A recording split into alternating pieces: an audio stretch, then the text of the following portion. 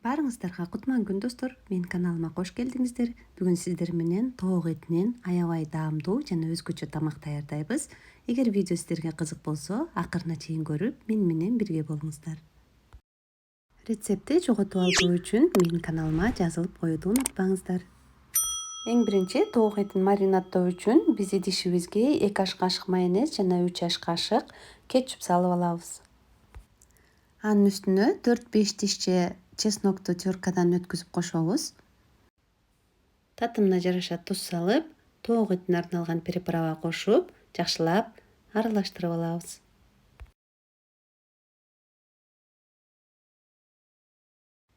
Мен бул жерде тоок шыйрактарын жууп кургатып алдым. Эми жасап алган маринадыбызга салып, жакшылап аралаштырып, маринаты сиңүү үчүн 1-1,5 саатка калтырабыз.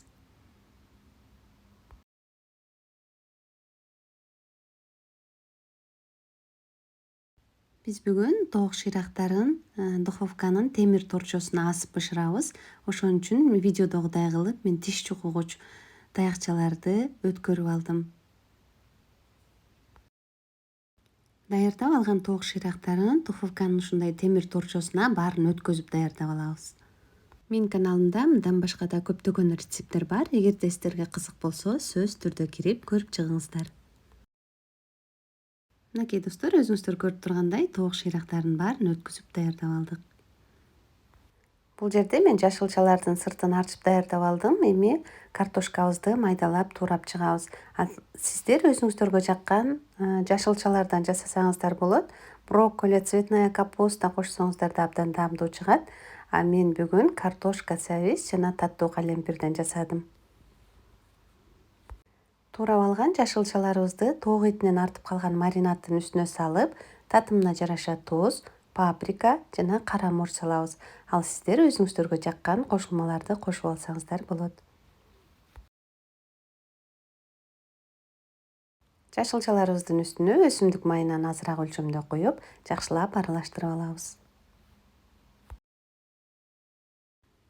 Противенге пергамент кагазын салып, даярдап алган жашылчаларыбызды салып чыгабыз.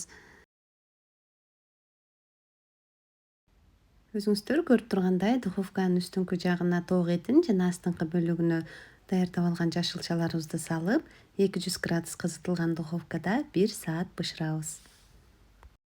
Мынакей достор, 1 саатта биздин тамагыбыз даяр болду. Эми тарелкаларыбызга салып, үстүн кооздоп, дасторконго суна берсек болот.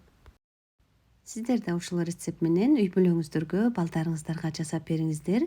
Бул тамак баарына жагат деген ойдомун. Аябай даамдуу жана тоюмдуу тамак болот. Эгер видео жакса, менин каналыма жазылып, лайк басып, комментарий жазып кетиңиздер. Сиздер менен болгон Динара Калилова. Тамагыңыздар даамдуу болсун.